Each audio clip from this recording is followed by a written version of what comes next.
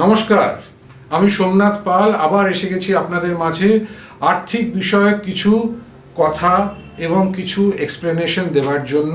অতি সাধারণ, অতি সামান্য, কিন্তু আজকে সেটার জন্য আমাদের অফিসে এসেছেন একজন অতি বিশিষ্ট ব্যক্তি। আলাপ করিয়ে দিই, মিস্টার নীলাঞ্জন দে। নীলাঞ্জন, নমস্কার। নীলাঞ্জনের সম্বন্ধে সামান্য দু চারটি কথা। নীলাঞ্জন হচ্ছে উইশলিস্ট ক্যাপিটালের পার্টনার। উনি একজন পার্সোনাল ফিন্যান্স প্র্যাকটিশনার এবং তার সাথে যেটা সবথেকে ইম্পর্টেন্ট, উনি একজন বিশিষ্ট আর্থিক বিষয়ক সাংবাদিক। তো উনি অনেক কিছু লেখালেখি করেন বিভিন্ন পত্রিকায় এবং বিভিন্ন টিভিতে ওনার বক্তব্য উনি রাখেন। তো আজকে আমরা নীলাঞ্জন, অনেক ধন্যবাদ আপনি আসাতে।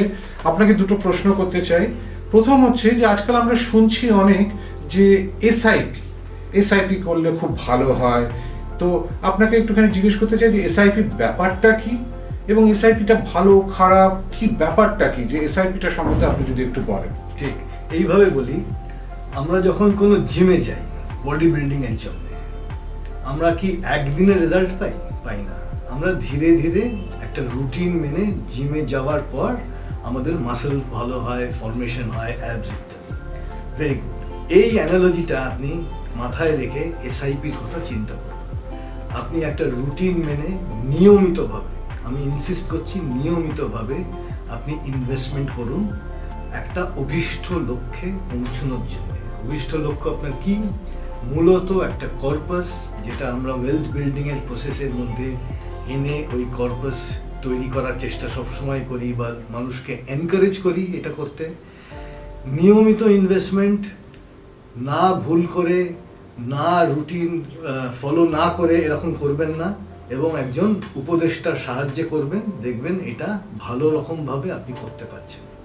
রেগুলার ইনভেস্টমেন্টের কথা আমি বারবার বলছি, আপনারাও নিশ্চয়ই মানবেন যে রেগুলারিটি কোনো বিকল্প হয় না, নো সাবস্টিটিউট।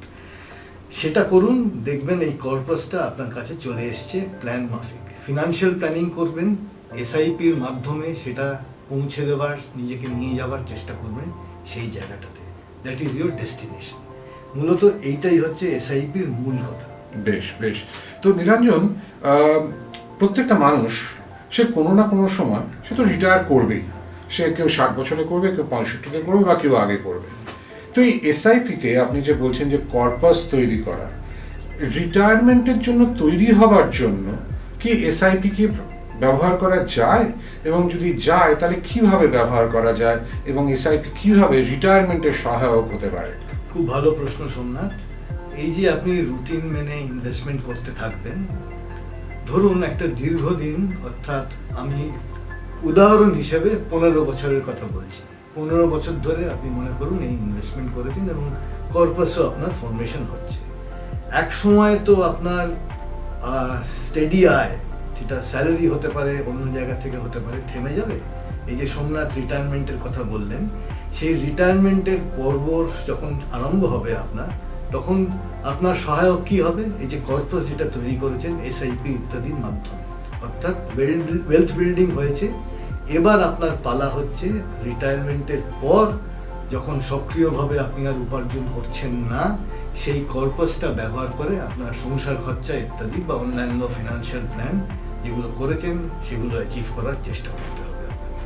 অর্থাৎ দুটো পর্বের কথা আমরা বলছি, একটা সক্রিয় উপার্জন while you are working, এবং তারপরে যখন আপনি আর অতটা সক্রিয় নন, আপনার উপার্জনের ট্রেডিশনাল উপার্জন বন্ধ হয়ে গেছে, একটা লাইন ড্র করেছেন, সেই লাইনের পরের জীবনটা আপনাকে ভালো করে বাঁচতে হবে। তখন দেখবেন যে এসআইপি যা করেছিলেন তার পূর্ণ সদ্ব্যবহার আপনি করতে পারছেন।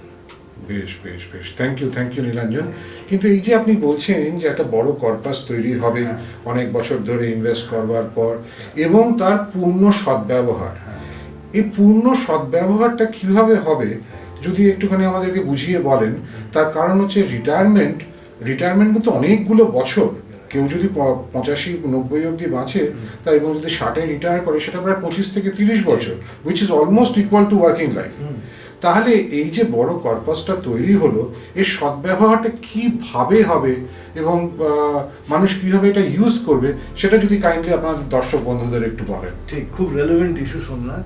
প্রথমেই বলি, এই যে দীর্ঘদিন পোস্ট রিটায়ারমেন্ট বেঁচে থাকা, এটা কিন্তু খুব কমন। আমরা যদি চতুর্দিকে দেখি, আমাদের আশেপাশেই বহু মানুষ রয়েছেন রিটায়ার করার পর, অর্থাৎ ট্রেডিশনালি 60-এ যদি রিটায়ার করেন, আপনি অনেক দিন বেঁচে রইলেন, বেঁচে থাকবেন, এবং সেটাই আমাদের ভবিষ্যৎ বা ভবিতব্য, যেভাবেই দেখেন ব্যাপারটা। আপনি কিভাবে পোস্ট রিটায়ারমেন্ট সক্রিয় ইনকাম ছাড়া বাঁচতে পারবেন? আমার কাছে ফর্মুলাটা খুব একমাত্রিক। আপনাকে নিয়ম মেনে উইথড্রয়াল করতে হবে। এই যে উইথড্রয়ালটা, তার একটা পোশাকি নাম আছে, সিস্টেমেটিক উইথড্রয়াল প্ল্যান। অর্থাৎ একটা এসআইপি এসডব্লিউপির বাইনারির মধ্যে আপনাকে থাকতে হবে। আপনি ওয়েলথ বিল্ডিং করলেন এসআইপির মাধ্যমে, ভালো কথা।